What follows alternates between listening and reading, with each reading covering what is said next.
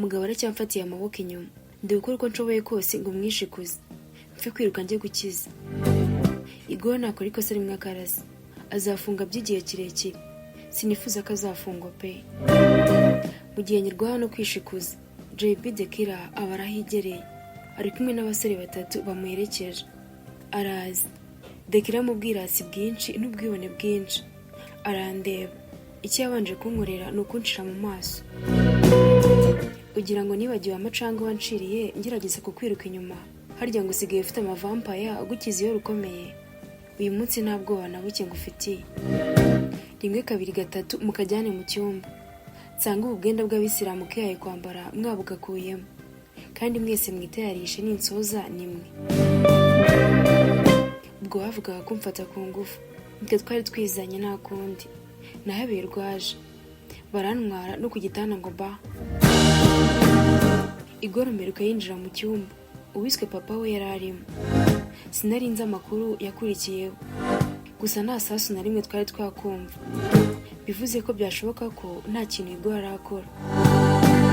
Bakize mu cyumba njyenyine, ntegereje urugiye kumbaho, gusa ntabwo nari nyigira. Nagiye kubona mbona boss w'amakarabu arinjiye. Na wundi ni Uncle G. Aje nawe ubona afite umujinya mwinshi. Gusa we sinarinzi icyo twapfaga. Gusa nari naramaze kumenya ko nawe abana papa Hugor mu gikundi cyo kurwanya famiye yacu. Dore ka gakobwa kiyongoje kwiba umwana wanjye. Aranyegera atangira kundeba mu maso n'umujinya mwinshi. Uriya mwana kugira ngo mubone nakwishyuye amafaranga menshi. Niyo mpamvu ugomba gukora vuba ukamuzana hano, ukamushyikiriza bitaraba nabi. Ese kumbe niwe wanyibye umwana? Ngatangare mu yore wangiriye ngo ugiye kumahomba nyuma ya rehab. Ntawe naguha pe, ukora icyo ushaka. Yakomeje kuntira amagambo. Naje kumenya ko atazi neza ko papa Hugor nawe amwiyitirira. Numva hanjemo ubushake bwo kubimubwira. Ese umwana wanjye muzamurwanira muri bangahe? Ko mbona se ariwe papa Hugor, nawe mwese mwigize abadanje. Nzamubagabanya mbishobore. Papa Hugor ko mwana wanjye se? Papa Hugor afite ibindi ari kurwanirira, umwana we wapi?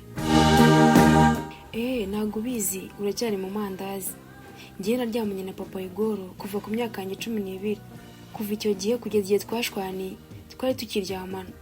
Nubwo umunsi Saminda ya Evi ubwo yamfashe ku ngufu, ndamusobanurira ibyo sinaciyemo. Umujinya iramwica, mbona arakariye papa Hugor na Dekira abura icyo akora. Yikoza hirya yikoza hino. Ngatangara ukuntu hari byinshi nabonaga, hari byinshi abaginga bamisha. Amafaranga yanjye bariye gusa bagiye kuyaruka. Yasohotse yihuta, nyibagirwa ko atize mu nzu njyenyine, kandi bari bamundindishije.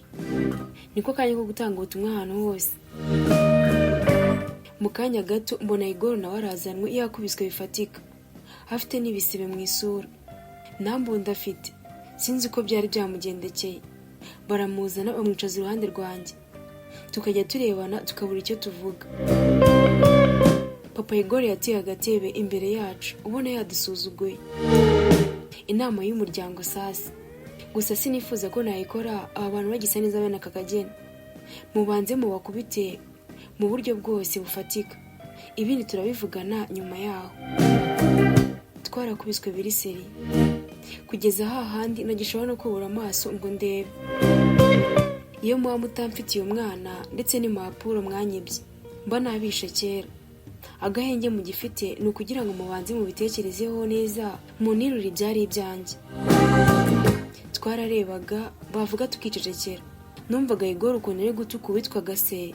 Nariya n'umujinya badufitiye, nkumva namugiye inama yo guca bugufi, ko tudakomeza gukubitwa. Ariko mayinde yari ya gisirikare, ntibyari gukunda.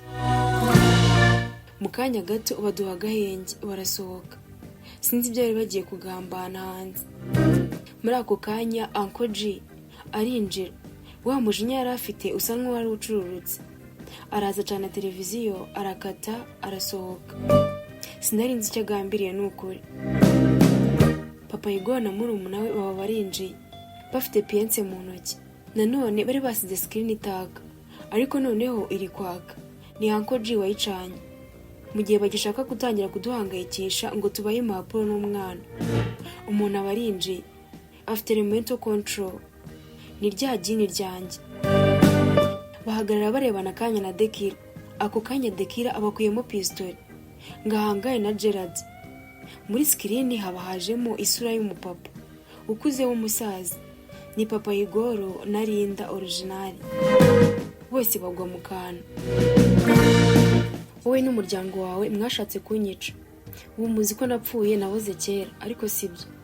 Ubu ndacyahari kandi mfite n'abandi bantu iruhande rwanjye kandi babishoboye. Sinifuza ko mupfa tutarabonana neza. Abahungu banjye nibamara gushyira byose ku murongo, nzataha nze turebana amaso ku maso.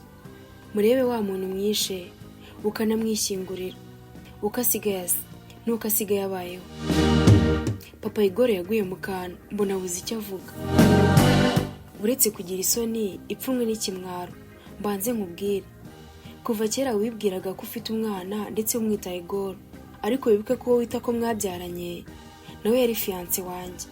Umutwara w'umuteye bwa bwo gupfa. Mumaze kumwumvisha ko napfuye. Gusa urya munsi mwanyicaga, yanateye inda y'umwana w'umuhungu. Urukundo yaramfitiye rwamusabye kwiyemeza gukora icyaha. Azashaka ko mpfa musigiye akana. Ni nako byagenze rero, Hugor aravuka. Ubu wakabaye ko uri gushimbwa ko wandereye abana. Gusa iyo ubimenye ukareba mu buryo bukwiriye. Papa yakomeje kubwira papa Hugor, mbona yabuze ahakwirwa. Atangira kudedemanga. Reka kudedemanga, ubanze wumve. Impapuro n'imitungo mfitiye byose ndabikeneye. Kandi niwibeshye ukazanamo amahane, urabona ko biri bikugendekera. Nta na kimwe papa Hugor yavuze, yarawuciye ararumira. JB, Dekira na Gerard nabo bari kurebana. Gusa Gerard yambara bya mask akunda kwambara. Nta n'umwe uri kuvuga. Uncle G nawe ahita afata papa Hugor mu mashati. Maze kubona kuri igisambo cy'umutwe. Nyine amafaranga yanjye wariyumbeshya ko uri kumpa umwana. Kumbe washaka ko mwiyegereza ko ari uwawe. Ubu ntago nyiri kumwe nawe. Bitarenze ukwezi ubu umpaye amafaranga yose. Uncle G nukuri mbabarira ngusobanurire. Kandi numveho, leta turacyafite byinshi byo gukora. Uncle G yarakaye. Nta kintu kimwe ashaka kumva. Gerard nagiye kubona mbona batangiye kwikuramo cya kimask. Nanjye ndambiye kwiyoberanya. Dekira, harya ngo warandwanyije, none warananyicishije. Harya ngo maze umwaka n'igice mpfuye, muribeshya cyane. Turacyahari twese nk'umuryango wacu. Mwashatse kuzimya ariko birangira bibananiye. Hari byinshi mutamenye. Wayakiye mu gikundi cyawe. Ukeka ko nje nk'umucashuro. Wamfatiranye nyenye. Unywesha icyo ushaka. Ariko hari ikintu kimwe utamenye. Ntago wigize umenya ko Gerardine na Gloriose bari bashiki banjye. Akana kihishe munsi y'umuvure umunsi papa Hugor yateraga icyuma gashumba. Niko muri kuvugana. Agati kateretswe n'Imana nikajye gahongwanga n'umuyaga. Nushaka ubyumve ubimenye kandi ubimenyere.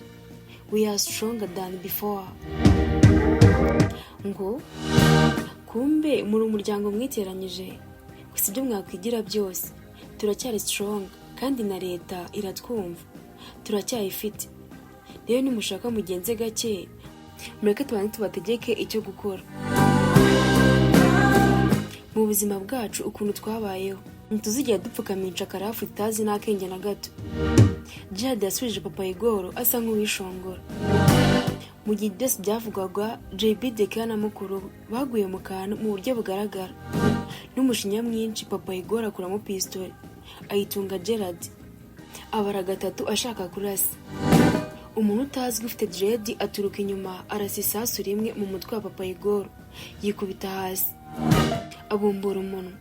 Atangira kuvuga mu magambo yantangaje bwa mbere mu buzima bwanjye.